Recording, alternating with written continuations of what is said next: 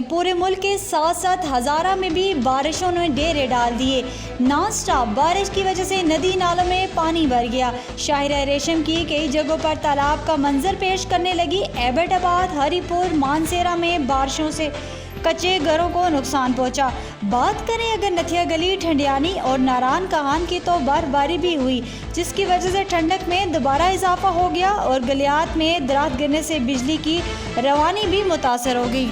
पूरे मुल्क के साथ साथ हज़ारा में भी बारिशों ने डेरे डाल दिए।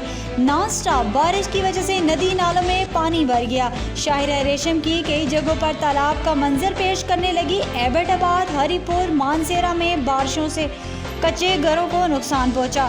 बात करें अगर नथिया गली, ठंडियानी और नारायण कहान की, तो बर्फबारी भी हुई, जिसकी वजह से ठंडक में दोबारा इजाफा हो गया और गलियात में दरात गिरने से बिजली की रवानी भी मुतासर हो गई।